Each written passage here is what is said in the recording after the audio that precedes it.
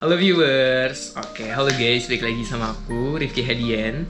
Dan aku udah lama banget nggak bikin video. Jadi karena kemarin udah ada pengumuman SNBT dan SNBP, aku mau buat video tentang hal-hal mungkin yang akan terjadi di SNBP dan SNBT di tahun 2023. Udah ringkas, ini udah ada catatannya.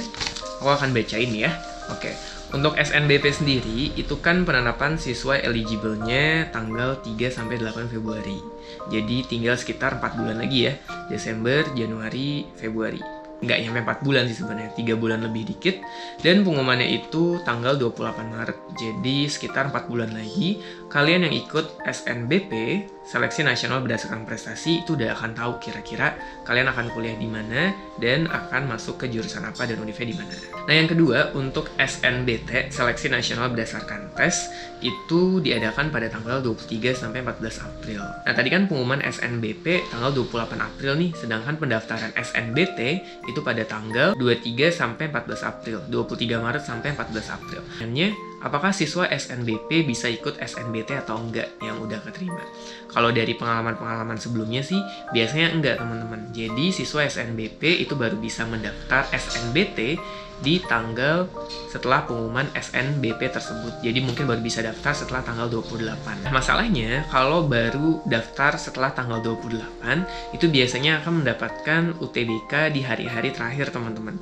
Misalnya kan untuk UTBK gelombang satunya itu dari tanggal 8 sampai 14 nih. Oh, mungkin siswa-siswa yang ikut SNBP itu akan dapat UTBK-nya di tanggal 10, 11, 12, 13, atau 14. Tergantung dari pusat UTBK-nya, udah penuh atau enggak juga, dan biasanya akan mendapatkan di hari-hari tengah sampai terakhir. Nah, masalahnya kalau kalian UTBK di hari pertama banget, di pertengahan sama di hari terakhir, itu menurut aku ada keuntungan dan kerugiannya.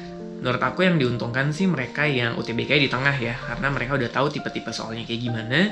Biasanya juga ada yang ngasih testimoni. Aku nggak tahu kenapa, mostly tuh setiap tahun itu udah ada testimoni yang muncul ketika setelah UTBK hari pertama berlangsung. Jadi kalau menurut aku sih, kalau aku jadi teman-teman, aku biasanya nggak akan UTBK di hari pertama. Cuman ya itu tergantung dari teman-teman masing-masing, strategi teman-teman masing-masing kayak gimana, jadi disesuaikan dengan strategi teman-teman aja. Nah, untuk tesnya, ini udah keluar teman-teman, tesnya tuh ada 6 atau 7 komponen.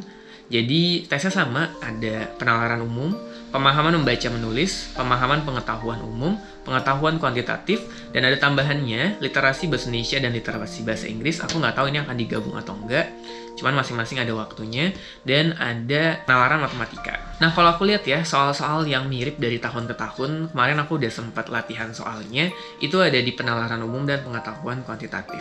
Mungkin yang PBM dan PPU juga akan sama, cuman untuk literasi bahasa Indonesia dan bahasa Inggris, dan juga penalaran matematika, ini kita nggak tahu tipe-tipe soalnya kayak gimana, karena belum pernah keluar. Aku kayak soalnya nggak akan 100% mirip kayak gini deh, pasti akan ada beda-bedanya gitu. Aku nggak tahu sih, ini menurut aku aja gitu. Jadi menurut aku jangan cuman latihan di soal-soal yang udah dikasih kisi-kisinya dan lain sebagainya di website, tapi juga kita harus cari-cari ini kira-kira tipe-tipe soal yang tahun-tahun sebelumnya ada nggak ya yang mirip atau enggak. Cuman sih so far yang aku lihat PU sama PK-nya cukup mirip ya.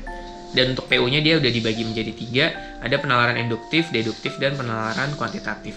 Kalau kita lihat nih ya, dari timeline yang sekarang, ini udah bulan November udah mau habis, udah mau Desember, dan udah mau bulan Juni. Waktu kalian gak banyak, saingan kalian banyak, dan saingan kalian udah banyak yang belajar juga, aku yakin banget. Karena tes ini nggak bisa dilakukan dengan waktu singkat, jadi kalian harus memaksimalkan diri dari sekarang. Mungkin udah mulai ada perasaan-perasaan takut, perasaan-perasaan kayak aduh gue bisa atau enggak ya. Tapi menurut aku nggak masalah. Fokus aja dalam beberapa waktu bulan ke depan ini buat timeline belajar, buat strategi belajar, dan aplikasikan ketika nanti akan ada tryout. Thank you banget udah nonton video ini, hope you enjoyed dengan videonya, dan sampai jumpa di video-video aku yang selanjutnya ya. Kalau ada pertanyaan boleh tulis di kolom komentar. See you next time guys, bye.